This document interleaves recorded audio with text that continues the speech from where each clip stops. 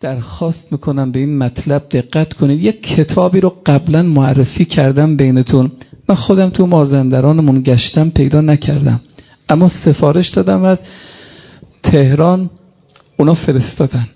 کتاب روزنه‌هایی از عالم غیب، حضرت آیت الله خرازی حفظه الله، ایشون این کتاب رو تألیف کردن. خیلی زیباست، خیلی زیباست. در این کتاب روزنه‌هایی از عالم غیب این عالم بزرگوار نقل قول میکنه، میفرماد مال زمان خودمونه. خواهرا، برادرا، این هشدار رو دقت کنید. امشب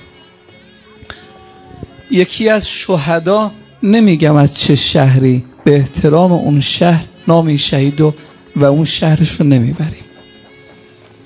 یکی از شهدا دیدمش، این عالم میگه اینو توی عالم رویایی دیدم.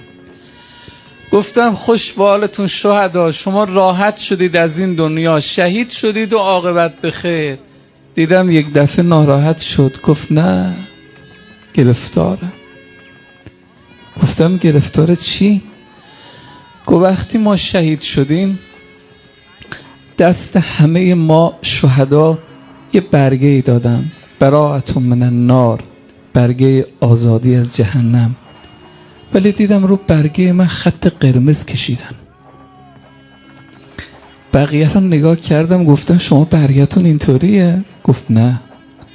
پس چرا برگه من خط قرمز داره؟ سوال کردم، گفتم چرا برگه من اینه؟ فرمود شما حق الناس به گردنت هست. چه حق الناسی؟ گفت یه خانمی تو آموزش پرورش همکارت بود، ظاهرا این شهید معلم بوده، یادته یه عیب کوچیک ازش پیدا کردی؟ یادته تو دنیا؟ یادته میتونستی بری به خودش بگی خودشو اصلاح کنه؟ ولی رفتی به حراست، به مدیر، به بقیه، به همه گفتی، آبروشو تو مردم و تو اون مدرسه و تو اون آموزش پرورش ریختی، اخراجش کردن. گفت حق اون زن به گردن توه، تا حلالتم نکنه بهشت خدا رو نمیتونی ببینی. حضرت آیت الله خرازی حفظه الله نقل قول میفرماد بیدار شدم، رفتم برای اون شهر، این اسم زنی که داده بود و شهید تو خواب آدرس داده بود پیدا کردم، رفتم این خانم رو پیدا کردم، دیدم پیر شده دیگه.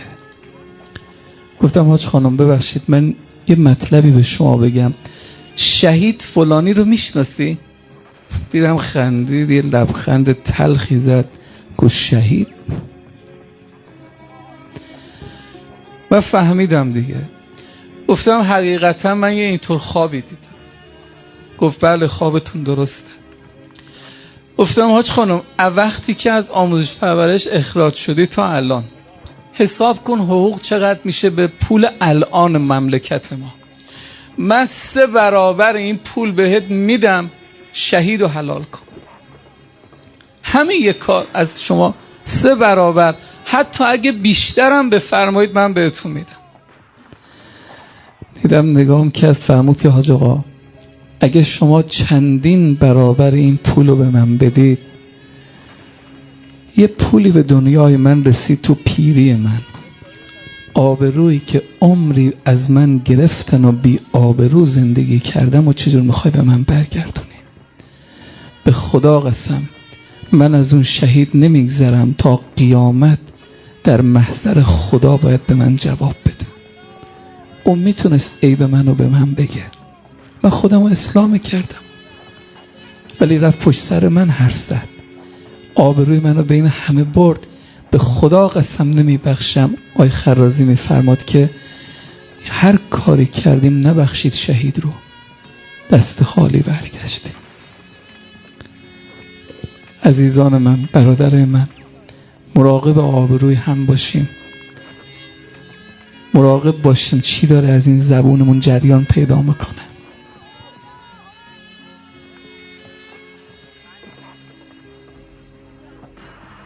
واعظین.com، بزرگترین مرجع سخنرانی‌های کوتاه و شنیدنی.